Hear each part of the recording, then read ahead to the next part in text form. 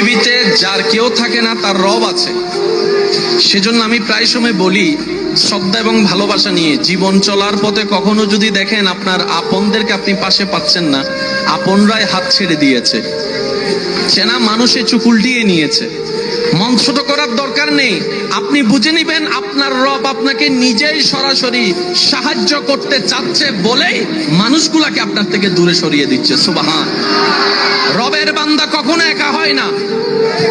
রবের বান্দা কখনো একা, ভয় লাগে একা থাকলে, ভয় লাগে একা থাকলে।